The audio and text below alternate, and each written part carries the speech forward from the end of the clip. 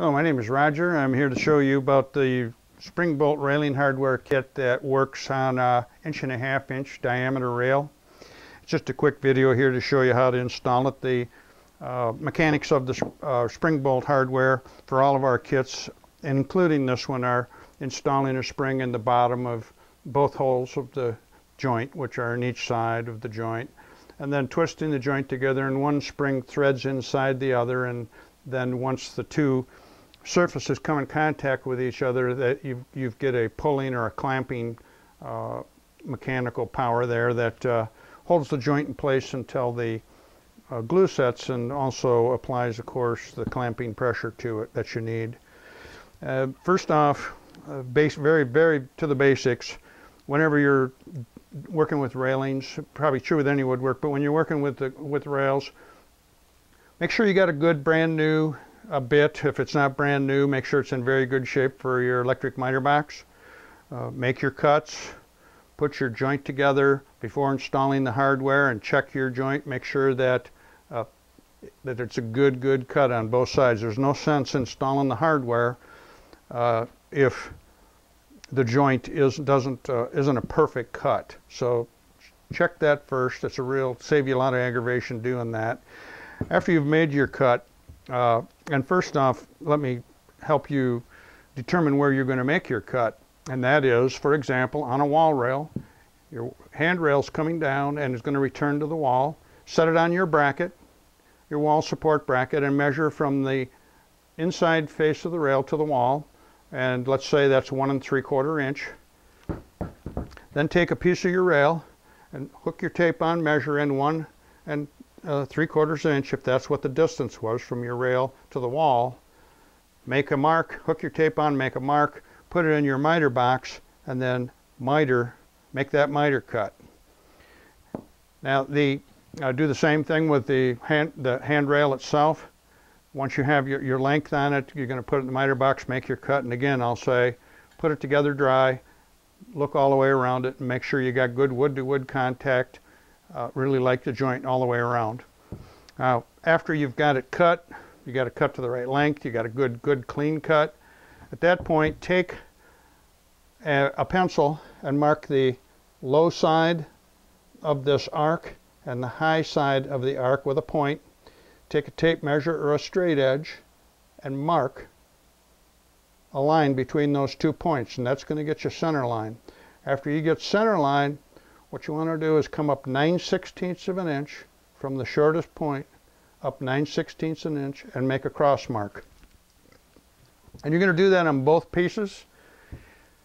And after you've done that, then you're going to take a 5/8 drill bit. And what I always do when I'm drilling a hole to a particular depth is I'll take a tape measure, hook it on my bit, get out my felt tip pen, and make my mark where I want it to be on the bit. I'll make it all across the bit. I'll turn the bit around and carry that mark around to this side. So this way, while the bit's spinning, you can actually see your mark. And when that mark gets down to the face of your joint, you know you're probably real close to being at the right depth. And what you can do then, after you've drilled this hole, take your tape, check the depth. You do want it to be 1/2 inch deep.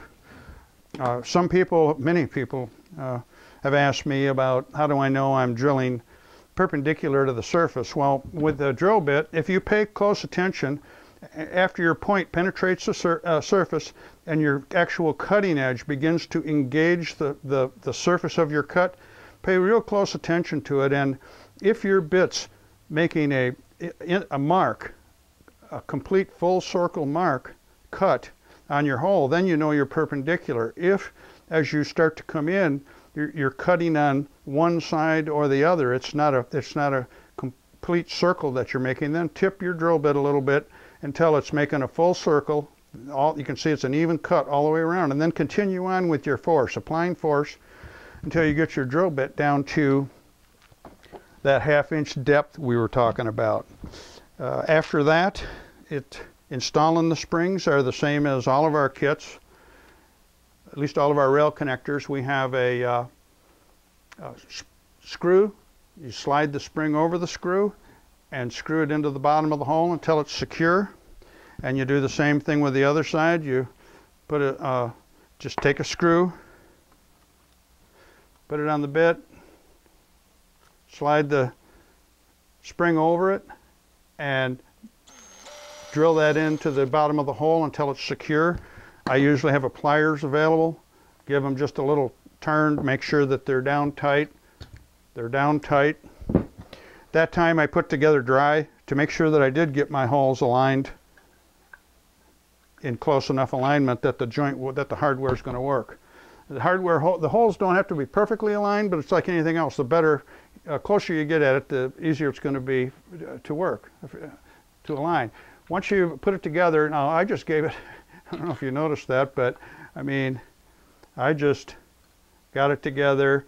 There's a 3/4 of a turn and I'm already touching the wood. I just gave it another 1/4 of a turn just to see now what kind of contact I have and what my joint's going to look like. It looks good.